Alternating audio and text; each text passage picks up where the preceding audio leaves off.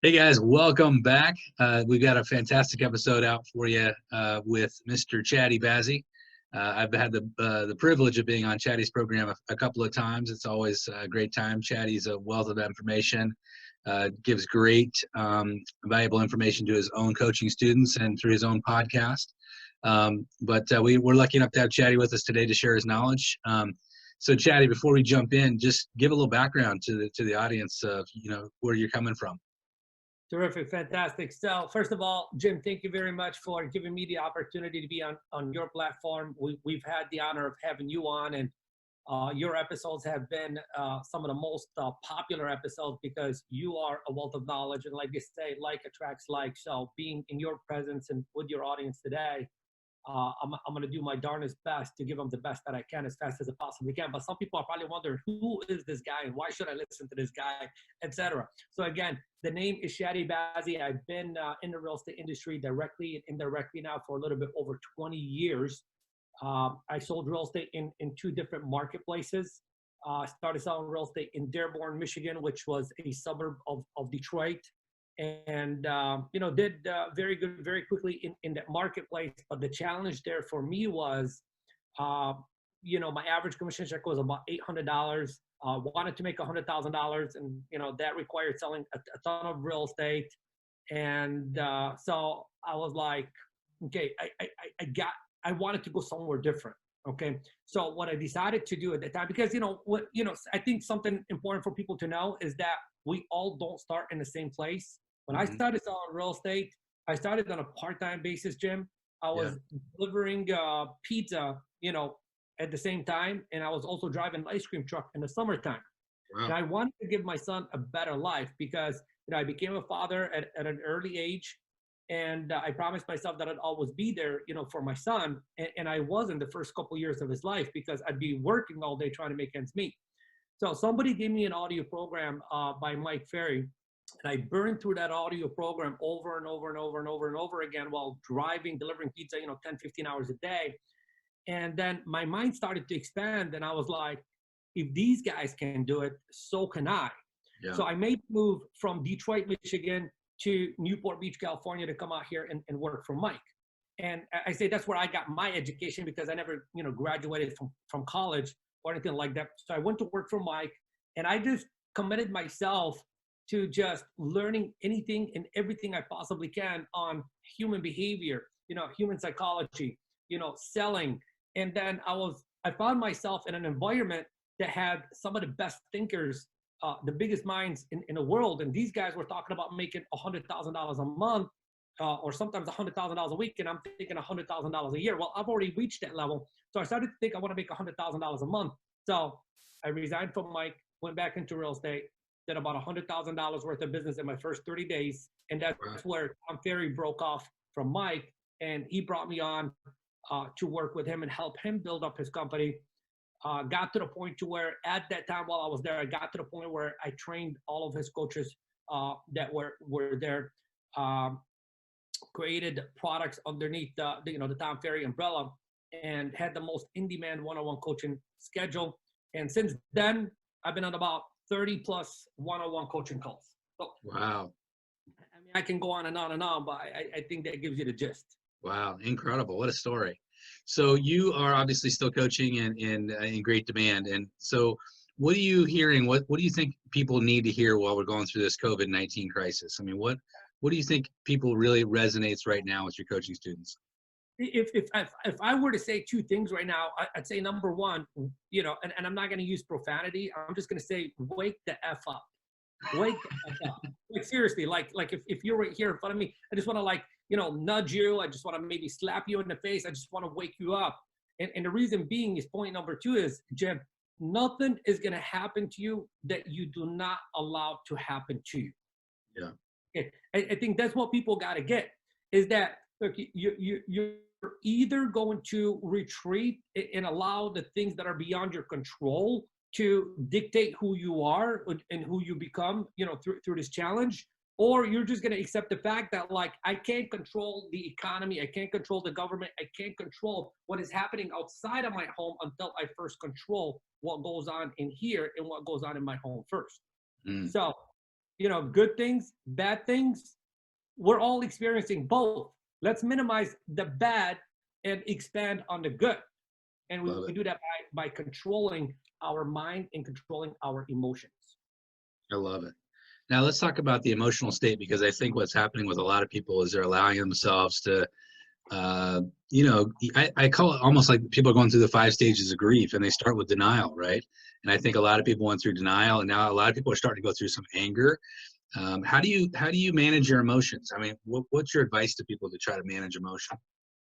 Well, the first thing I would say is that all emotion is preceded by thought. Whether you're aware of your thoughts or not, all your emotions are preceded by thought. So, Jim, what I'm trying to tell you is that if you sit down for right now for just 3 to 5 minutes and you just have a negative conversation with yourself, like you're recalling a past experience or a future experience that doesn't exist yet, that doesn't look good, all of a sudden that is going to impact how you feel. So that's impacting your emotions. And if negative conversation, negative emotion equals no action or poor action, and that's gonna give you a result. And then all of a sudden, your mind is going to be like, see, I told you it was bad. Yeah. Okay. But if you sit down for 3 to 5 minutes and, maybe you just, review your goals. Okay. You connect to to the future person that you're working towards becoming. All of a sudden, you're feeling better and you're taking better actions. You're taking more action and you're seeing some kind of evidence and some kind of result. And then your mind tells you, see, I told you can do it. Okay. Right. So I would say if you want to control your emotions, control your thoughts. I love that. Easier said than done. Yeah. Easier said than done. And Right. that's why it's critically important for us to have rituals in place. Love it. Okay. Rituals in place that, that give us that reminder, that give us, that wake up, feeling, and the biggest thing I recommend is that daily journaling. And I know that's an overused term and it kind of lost meaning, but it's the basic things that give you the positive things. Everybody's looking for something advanced. Everybody's looking for a miracle. Well, the miracle is just doing the little things that move the needle the most. But journaling in a different way, I'm speaking about here, Jim. I'm talking about having a set of questions, the same questions that you answer every single day. And give me some examples of questions. How about I just give you the whole entire journaling process that me and my clients do every single day. So we begin every single day by answering the first question. And the first question is, what made me happy in the last 24 hours? What made me, see, the reason that question is so important, Jim, is you're immediately taking your mind to happiness. Like you're interrupting anything and everything that your mind is thinking about, and you're taking it, to happiness. So that's number one. Number two is you write down, what are 2 things I'm grateful for? Now, the thing is, I don't want you to come up with answers like, well, I'm grateful to have another day to live. I'm grateful to be alive.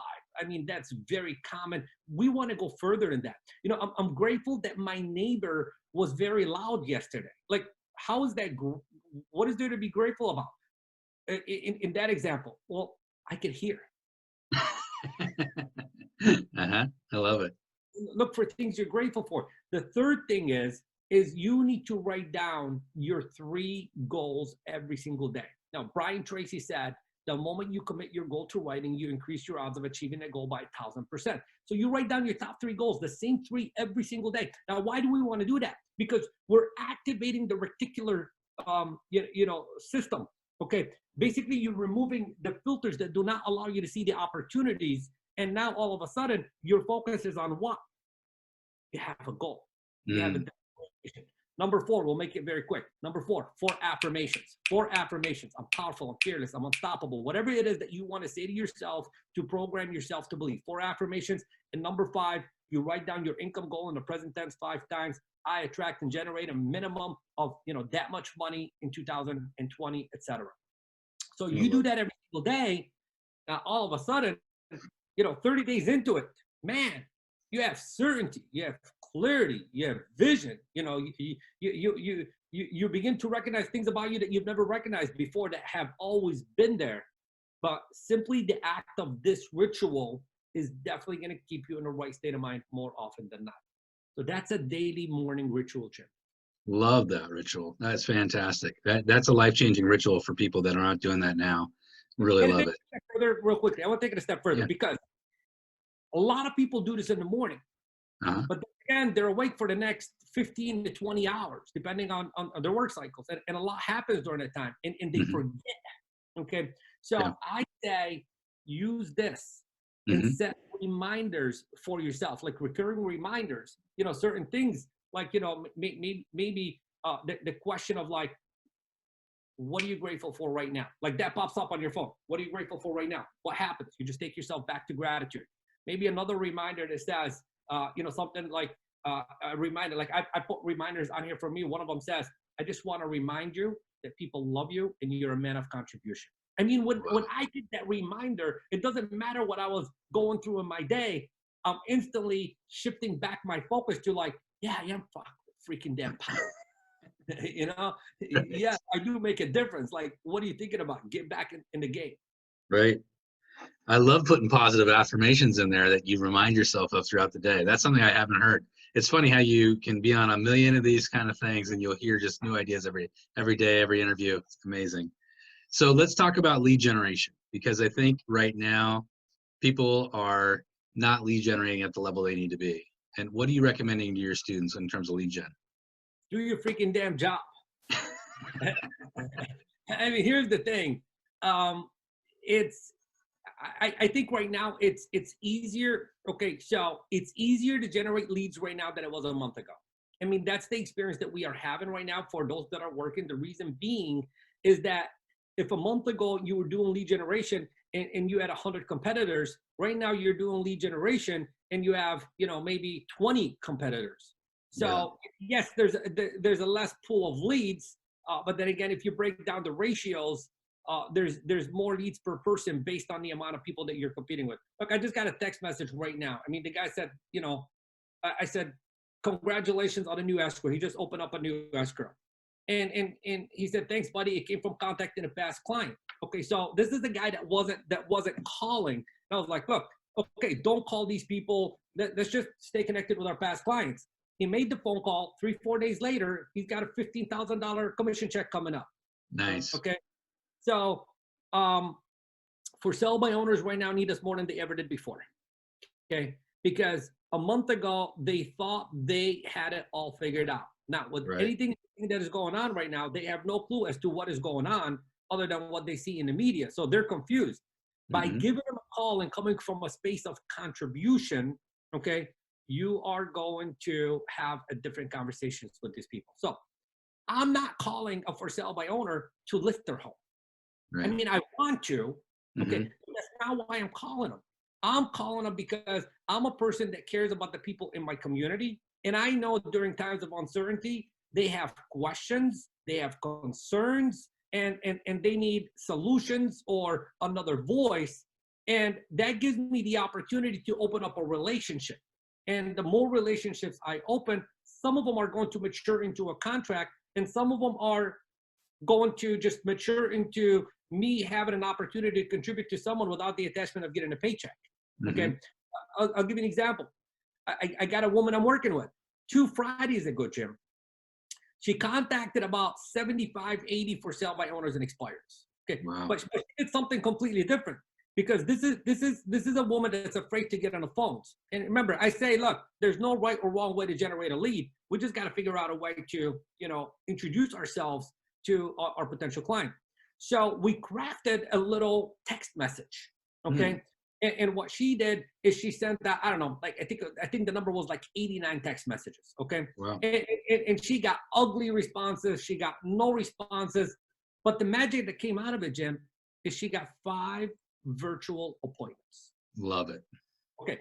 5 virtual appointments that resulted in 2 listings that she's never seen physically. Okay. And never met the owner physically. Okay. Right. And she ended up picking up someone that referred her to a buyer that actually bought a home. Wow. Okay. So the bottom line is you gotta make the calls. You gotta make the calls. And do the work, and just get out there and do the work. Got to be creative in this market environment. Yeah, there is no substitution for the work that you got to do. There's no, we all got a job and we got to do our job. You do the job, you get the results. You don't do the job, you get the circumstance. Yeah. How do you think in terms of presentation, because I just did a workshop yesterday on presentation, Zoom presentations. How are you coaching your people on the difference between doing that style of presentation and like a live style presentation? Okay, so basically, the first thing I did, almost immediately, didn't happen right away, but as I saw the need for it, is I actually created, okay, the virtual listing presentation form. Like I created the template, I had my marketing team do it for all my coaching clients that want it done, etc. And after I did that, Jim, it was the same exact presentation that we would do in real life. It's just that now we're doing it virtually. And now the results that we are getting from it, I'm like, okay, well, when we go back to work, do we really want to go sit in people's living rooms, or should we start doing it a little bit more like this? So, Jim, it's nothing more than having a PowerPoint presentation in front of you that has the big bullet points. Of course, you want to brand it and make it look pretty, and all that good stuff. And now all of a sudden, it's like you have your cue cards to keep you on track to have the right conversation. Right. Okay. And it's simple as that. At the end of the presentation, you just send them the DocuSign, you walk them through it, and it's a done deal. Yeah, I love it. Not only that, I have a client that did a virtual open house last week, and within 2 hours she had 3,200 views. Okay? Wow. I know that's a big number, and I called her up and I was like, can you show all my other clients on how to do this? And she's like, yeah. And here's the thing, Jim. I'm trying to make a point here. When she showed us what she did, okay, it took her approximately 7 minutes to walk us through the process. And at the end of 7 minutes, everybody was like, it's that simple? It's got to be harder. Okay. She said, okay, number one, we created a flyer. Number two, we selected, first of all, we selected a property. We selected a day and time, okay? We created a flyer. We posted the flyer, okay? We created a couple of, 1-minute teaser videos that this is coming up. And then we just showed up, okay? And we shared it in other groups, okay? And we created a lot of interaction, and we gave away 12 $5 gift cards to Starbucks to keep the interaction going on. And, she picked up 8 leads from that open house. Unbelievable. So bottom line is this, the key point is this: it's easier than you make it out to be. It's easy to make it out to be. All you got to do is turn off the distraction, okay? Grab a pen and paper and get your freaking damn thoughts, ink it, okay? Don't just think it, ink it, okay? And then just take action on it immediately. Imperfect action is the key. You'll figure it out along the way. Do you see any market segments that are, you mentioned for sale by owners, but are there any other areas where you're saying to your coaching students, you should be hitting this harder? You should be hitting this area harder? Absentee owners. Absentee owners, okay. Absentee owners. So we're doubling down, tripling down, quadrupling. We're going after absentee owners. And that's all virtual presentations anyways. Yeah. Okay. Yeah. So, here's the thing, in times of crisis, okay, this is the time that investors are waiting for. Okay. So why did we choose absentee owners? Is because a lot of those absentee owners are what? They're real estate investors. Right. Okay. Some are a buy it and hold it. Some, want to dump their, they've held it and now they want to let it go. Okay. And then, buy again, etc. And then investors, we're going heavily after investors right now. Okay. Which is very easy to do. Very easy to do. All you got to do is look for who are the people in your marketplace that have a property for rent, and just reach out to those people. That would be a great starting point. Great market area. I've been in our market, in Oregon, we have a 90-day moratorium on evictions, which is causing people as investors to say, if I'm ever going to sell, this might be the time to sell, because it makes them nervous. But then, like you're saying, there's a flip side of this, where you have opportunists that say, with all these people selling, maybe I should be buying. They're buying straw hats in winter, as Warren Buffett used to say. So you buy when people are in fear, right? And that's a good time to buy. I love that. What about in terms of, we're seeing a lot of people going unemployed. The unemployment rate's now 15% roughly. Do you see that as an opportunity, and if so, how?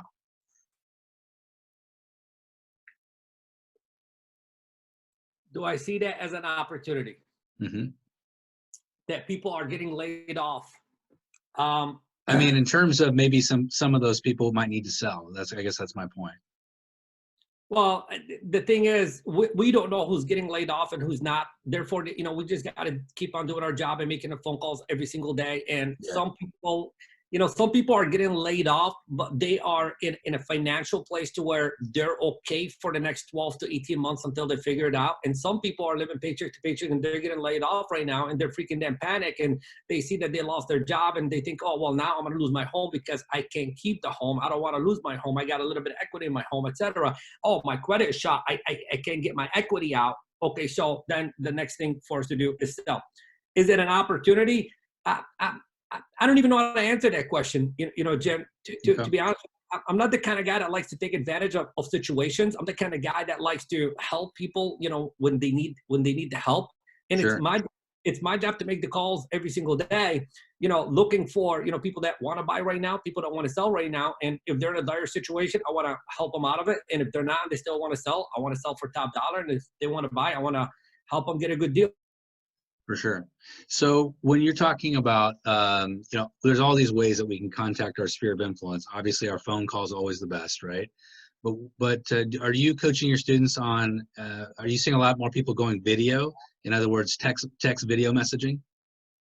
Text video messaging is something that we've been doing for a long time. Okay. Yeah. And the people that haven't done it up to this point, they now are in the mindset of like, well, I'm forced to do it and I got to do it, and they're going to do it. But that's something that we've been doing for years. So, one of the things that I think since 2009, I became very techie. Okay. I became very heavily into internet marketing and stuff like that. So we're always a little bit ahead of the curve when it comes to doing stuff like that. Virtual listing presentations, I mean, we've always done it. We just took it a step up right now. Video follow-up sequences is something that, some of my clients, not all my clients do. And now, one of the things that we're doing, Jim, just so you know. Okay, so now we're building more video funnels. Okay, we call them. So I'm taking everything I do in the online marketing world, and we're moving it into the real estate marketing world. For example, we'll just create, a landing page that says, 3 ways to increase the value of your home when you're ready to sell. I mean, who's going to watch that video? Right. Somebody that's interested in selling. Okay, perfect. Yeah. You want to know what the 3 ways are? Well, give me your name, give me your email address, and give me your phone number, and I'll reveal the video to you. Okay. So now we're capturing leads that way. And then there's a little mini listing presentation that's being done, as part of, that video. And there's a link underneath the video that says, obviously every seller has different, every market does things a little bit differently. Let me give you a unique, free 15-minute, via Zoom consultation. Click the link below, schedule a call. Love it. Okay. Awesome. That's what we're moving into. And then there's nurturing system, that keeps, a follow-up system that's automated. And I'm actually taking 2 of my top students right now, and we're building that for them as a case study. So obviously there's a couple of, we're moving this from one industry to another industry. And I see that that's going to be more done in the future. Do you use, are you using video? What's your favorite platforms? I mean, obviously BombBomb's a big one out there. Is that the one you guys are using mostly, or you have other ones you're using? The majority of my clients that use a platform, they use BombBomb. But one of the things that we do a little bit differently is we don't rely on outside sources for anything like that. What we do is we just shoot our videos. Okay, we post it up on our central hub. I mean, the way I would encourage everyone to do it is, if you're going to send that video in an email, for example, they click that email. Okay, you want to have them go to where the video should be, is on your website. Okay, now the reason being is, if you got to set up the right way, now they are being pixeled. So there is your database, Jim, and then there's an invisible database that you should be building. And that invisible database is on Facebook. Because now if they're pixeled, instead of sending out an email next time that you create a piece of content, you just go on Facebook, you spend $5 and you tell Facebook, show this to everyone that's been on my website in the last 30 days, 60 days, 90 days, 180 days, etc. And you're marketing to them that way. So that's the way that's the ideal way to use it. I love that. That's great. What about, because some agents aren't doing that properly, obviously, and they are doing it on YouTube. Do you, and I do see some agents will just embed the YouTube video on their website, and that would accomplish the same goal, right? That's what I do. That's what I do. Everything goes on YouTube, and then it's embedded on my website.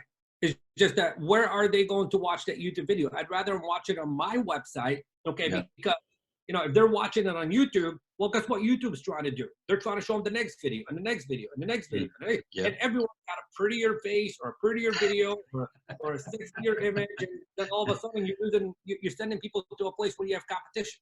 Right. I love it. So here's an interesting techie question that you could probably answer is obviously Google. You can put Google Analytics on your website and Pixel on your website. When you send somebody to your website and they're watching the YouTube video, is it also capturing the Google Analytics? Yeah. Is that absolutely. so? You're also going to be able to remarket through Google Analytics as well. Yes. Gotcha. Like that captures two birds with one stone. Then, so you're building two audiences, one in Facebook, one for Google, your Google platform. And I know that's a little bit techie for some of our audience members, but some of our audience members really needed to hear that. Yeah. So that's really, really good. And in terms of sequences, I've seen some top agents are building out, like if I take a listing today, old school would be we build out a drip, which would go out to them over 12 weeks or 15 weeks, 16 weeks of emails to your seller.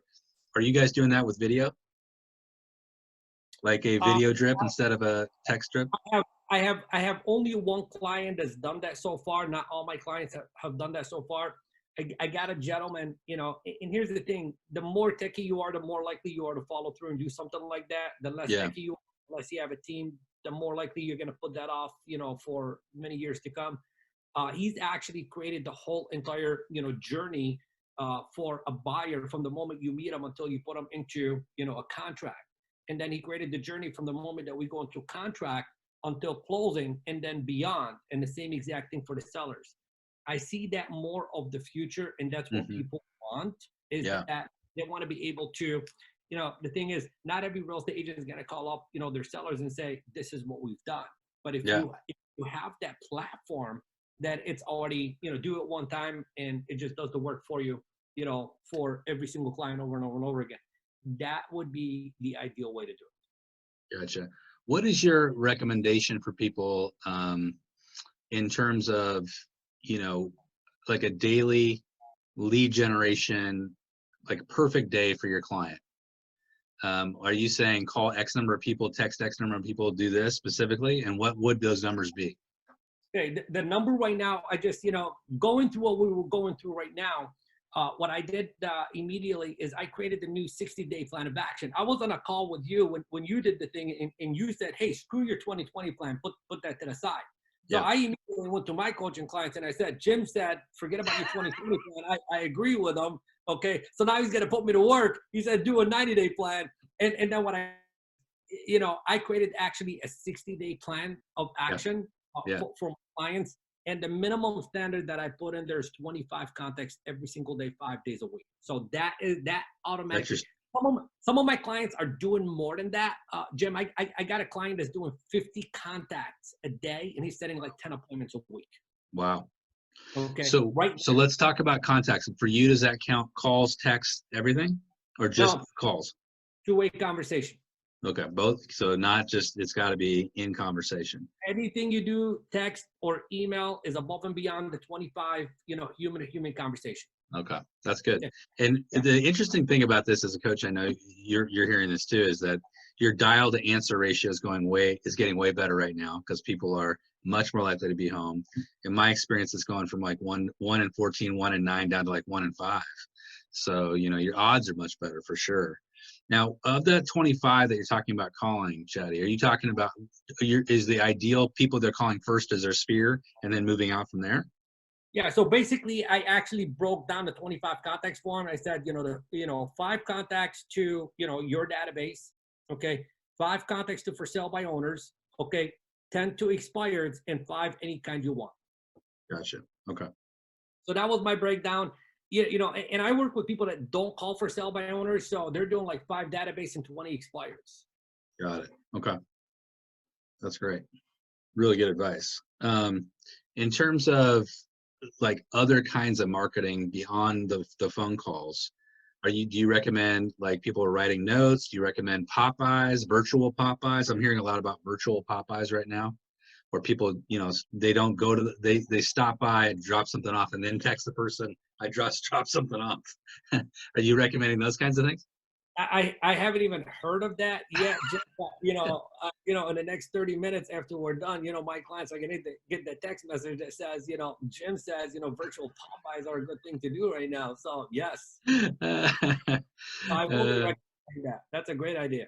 What about, and I just love to pick other people's brains about this because it's a question I get a lot is, what do you recommend a specific CRM platform, or do you have several that you recommend? At the end of the day, I say, look, the one that you're actually going to use is the right one. It doesn't matter, but there is one that I do recommend for all my clients because it's one of the easier ones to learn and use, and it has all the bells and the whistles as you advance through it, and that's Lion Desk. Yeah. Yep. And then some of my clients that are more techie are using something more like an Infusionsoft. Yeah. Okay, but that's like, very advanced, and that's when you have marketing dollars to hire someone to build it out for you and all that crazy stuff. But I think starting off with Lion Desk, I think that's a very good one. Yeah. Yeah. So in today's world, you and I've been in business a long time. I've been in business 30 years. You've been in business 20 years. I mean, for a long time, I was a big guy on mailings. So we'd send out 8,000 pieces of mail a month, and we had a big mailing campaign. What's your feeling on physical mailings at this point? Do you still believe in it, or do you think we should just shift our dollars and really focus on the social, lead generation online? Or do you think it's a combo? I think it's a combo. Okay. It's a combo. And I've been saying this for many years now, is that a lot of people on the mindset of like, let me put all my money online and Yeah. nobody is checking their mailbox. I agree that, a lot of people don't check their mailbox, but they check their mailbox, but not as often. And when they check their mailbox, is there anything in it that, reminds them of who you are? Mm-hmm. So if I were to split up, let's say, for example, I had a, $300 a month budget for marketing. Okay. Yeah. I would do a third for direct mail and 2/3 for online marketing. Oh, that's good. That's good. I like that. And where would you specifically, where would you spend your money on online? Where would you put your dollars? Facebook and Instagram. Okay. But the new platform, okay. See, the thing is, we always don't know who's listening, who's watching, and where they are in their journey. I think the easiest place would be Facebook and Instagram, but I think the more profitable place would be YouTube. Yeah. Yep. Now, obviously YouTube would be video, but with Facebook and Instagram, with those ads themselves, do you recommend video ads, or do you recommend a mix of photos and text, or do you prefer the video? So let me speak a little bit about that because I'd say probably about 90% of my income is created through Facebook ads and Instagram ads, etc. So we're very heavy on that, and we understand that process better than most people do. I think that 9 out of 10 times what you think is going to work is not going to work. Okay. So it requires a healthy marketing budget to begin with, because most people run out of money before they get, the winning ad, the winning formula. Yeah. And you got to do a combination of all. Okay. Mhm. You got to get the right image. Okay. That might mean that you got to come up with, 50 images to get that one image. Mhm. So then ad copy is very important. Okay. And then you got to have 5, 10, 15 different versions of your ad copy. And you got to have a learning process to learn which one of those ad copies is going to work best. And then you want to run videos against your images to see which is your winning, videos. And then from there, you start, playing around with it. Like, okay, this is the winning image. Okay, this is the winning headline. This is the winning ad body, and start testing those all over again until you get your winning ads. And, for me, it probably takes an average of about 10 losing ads to get one winning ad.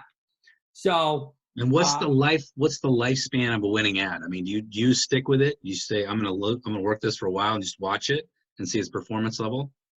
yeah. So basically, I have one winning ad right now that's been running since December, and we're in April right now. Long And time. the numbers are keep on getting better and better. We're not even doing any tweaks to that one or anything like that. We're creating new ads to compete with that one to see if we can even create a better one. Mhm. And that one's running. Some of the people that I work with, they've had ads that they've been running for 18 months. Wow. I was going to ask you, so and I know every ad's different, but generally, do you find that, my experience is that a lot of agents run ads that are property specific, right? So you have a property specific ad, that's one ad. And then you have like a standard search ad, which is covering an area of the market, a niche of the market, a price range of the market. That's one ad, right? And then you have kind of a marketing about yourself, your brand, who you are. That's another ad, right?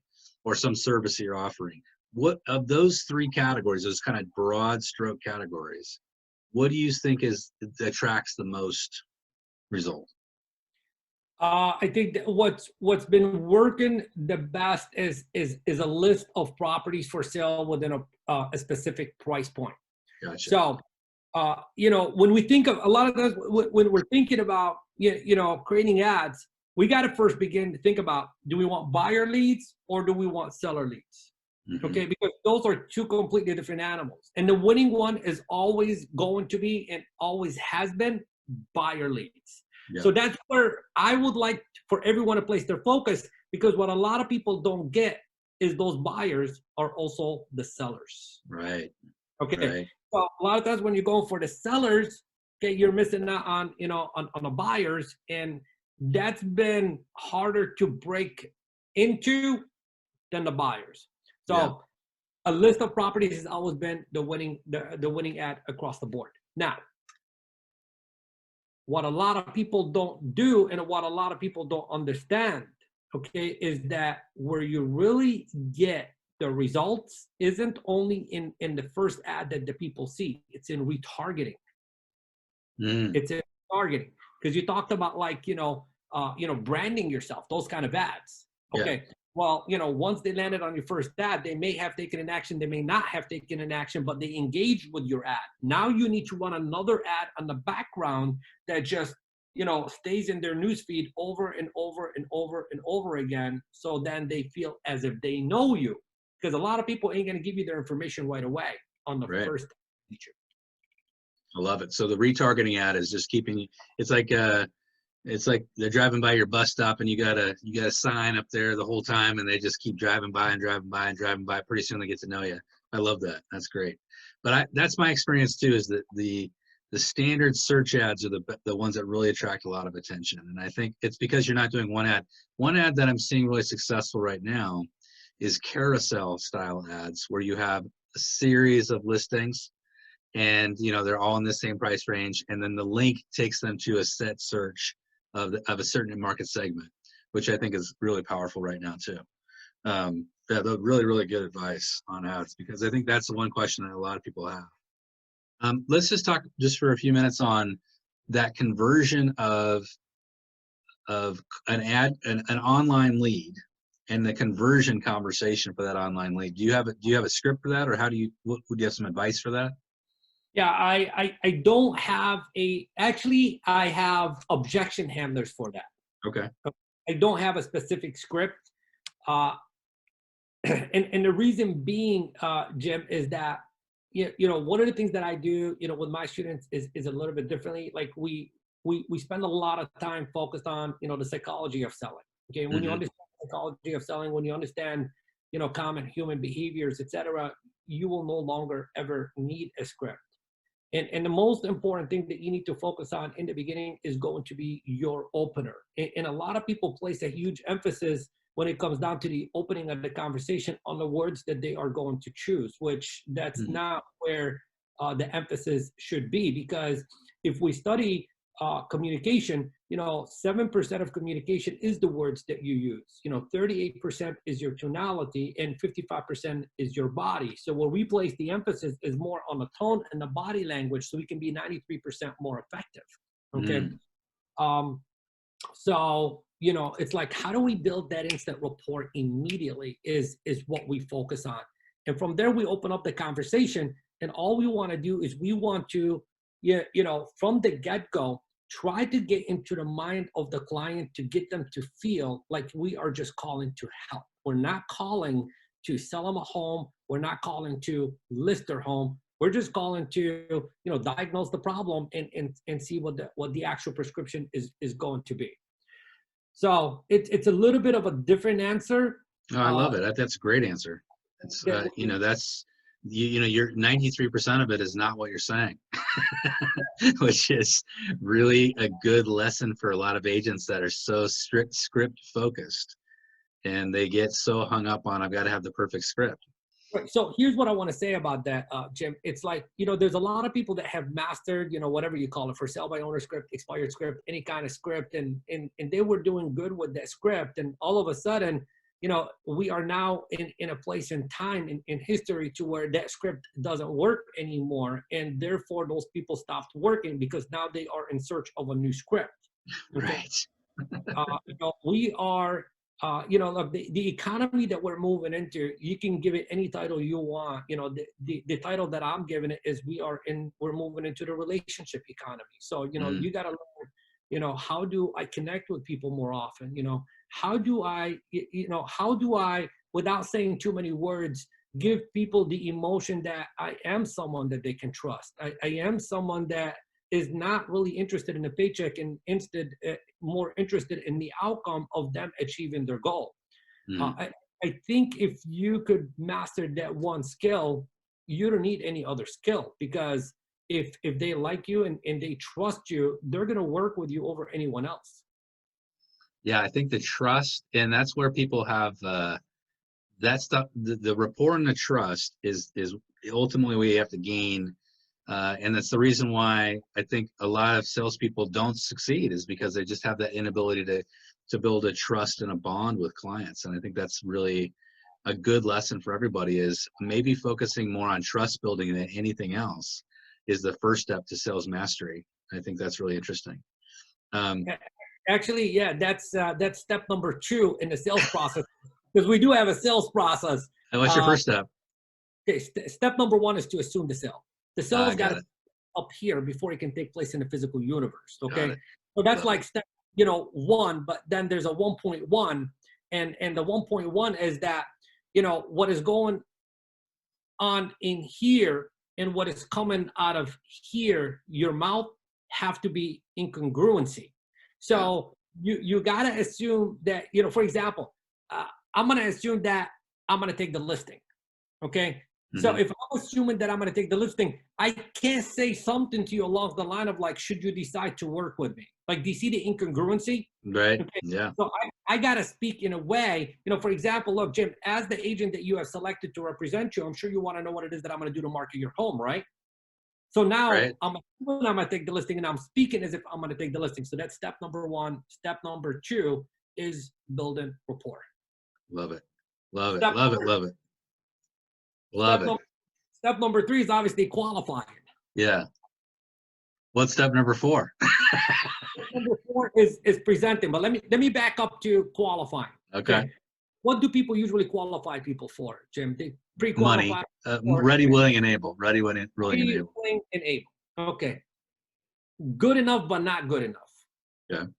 Okay. I say good enough because that's more than what most people do. Not good enough because that's not going to give you the conversions that you want. Okay. You know, we don't want to go on listing presentations and take 3 or 4 or 5 out of 10. If we're going to go on a listing presentation, we want to take like 8, 9 out of 10.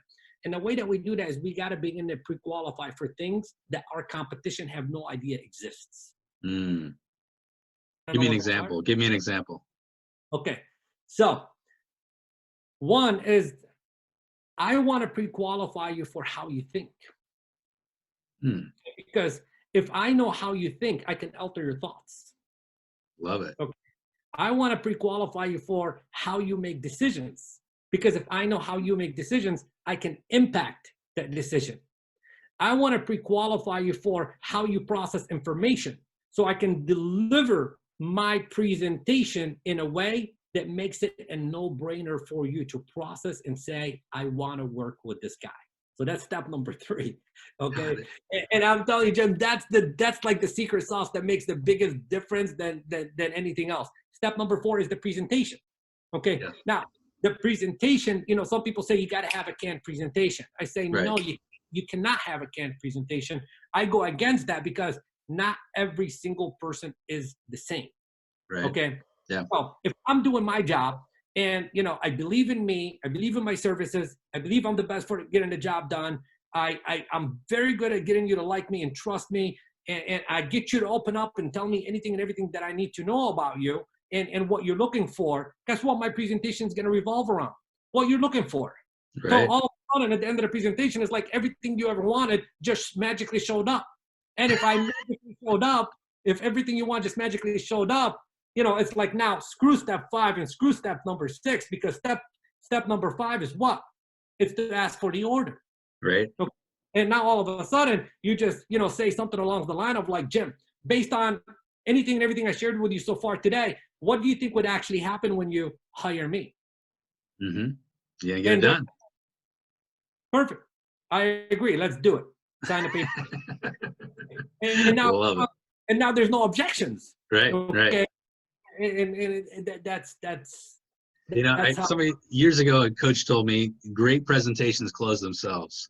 So when you're a great presenter, there's no closing necessary. It just closes itself. Right. And I think that is exactly to your point. You know, when you see a great presentation, that's why when I'm being sold to, like I'm out in the public and a salesperson is really, really good. There's nothing more that makes me happy than to see a great salesperson. I will stop them and say, you're a great salesperson, man. I really appreciate your process. Because you can appreciate it, and you also recognize terrible salespeople too. Yeah. It's really, and that happens all the time, but it's rare. But you do see them occasionally. Some really, really good salespeople. It's really fun to watch. You know what I always tell my clients. You know, like a lot of times people come to me and say, "Hey, you're a great closer. I want to learn to be a closer like you." I go, the key to becoming a great closer is to not focus on the close and focus on the opening, because your need to close on somebody is your way of compensating for a lack of presentation. So true, right? If you feel like you got to use slick closing techniques, you're a terrible presenter. You feel like you got to trap somebody. I used to, when I first got in the real estate business, there was a trainer who used all these reverse tie downs, and it was shouldn't you, couldn't you, wouldn't you? You know, kind of closes, you know, shouldn't you be here? Wouldn't you be better off here? You know, all those kind of closing techniques. But people are so sophisticated today. They just will not tolerate that kind of sales approach. And you actually will push them so far back, they'll never use you if you use those old school techniques. And, you know, it's just interesting. It's a totally different style of sales that we do today than it was 20 years ago or 30 years ago, or even 10 years ago. It's just changing and evolving so rapidly. I love it. Chadi, you've given us amazing material, my friend, all kinds of great nuggets of wisdom here. What else would you like to lay on us before we end this interview? What else would I like to lay on you? Well, if I will just say this, I'll say a couple of things. I'll say, number one, I want to reiterate what we began with. Nothing is going to happen to you that you do not allow to happen to you. Okay. You got to turn off the outside forces, the outside noise. And what you got to focus on, number one, is how do I keep this in check? How do I keep myself? How do I connect those two together and stay in a state of feeling good? And the best way to do that, and something that I think 99% of the people that are going to hear this message have never done, Jim, is taking inventory of what really truly makes you feel good and makes you happy. I mean, if you make a list of 10, 15, 20 things that make you feel good, anytime you're in a state of not feeling good, all you got to do is pick up that list, and there's your to-do list on how to get back in a state of feeling good. Number two, you got to trick yourself to believe that you are still working. It doesn't matter if you go to a physical office or your home office or your closet. It doesn't matter. You need to dress up every single day as if you're going to work. And what we talked about on the interview before is, hey, do your morning routine every single morning. Get in your, walk outside the house, get in your car, drive around for 5 minutes, drive back to the home. And then, as you walk right back into your home, in your mind, you're walking into your office, your workplace. It's just a new, office that you have now versus your old physical office. The next thing is you need to focus on your communication skills. You need to focus on your communication skills right now more than ever. What you say, how you say it, when to say it is now more important than it's ever been. So you need to be spending about 30 to 60 minutes every single day sharpening that axe. Love it. Chadi, how do people find you online and everywhere? Two places, obviously online. My name is Chadi Bazzi, spelled ChadiBazzi.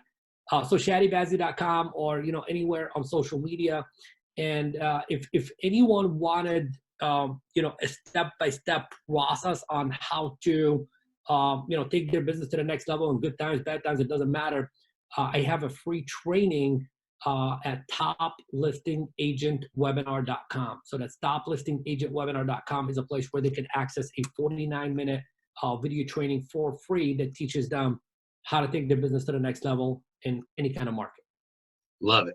Thank you so much, Chadi. You've given us a tremendous amount. I think 5 pages of notes. So thank you so much, man. Always a pleasure hanging out with you, man. At the end of the day, it's not about you. It's not about me. It's about, we and our community, and we'll keep on serving the community. Love it, my friend. Thank you so much. Have a fantastic day. You too, brother. Thank you. Thank you. If you're looking for more ideas, tools, scripts, interviews, and strategies, check out eRealEstateCoach.com. At the site, you'll find an award-winning blog, starter kits, mastery courses, and the Path Performance Coaching. Also connect with Jim on Facebook, Instagram, and YouTube by searching for eRealEstateCoach.com.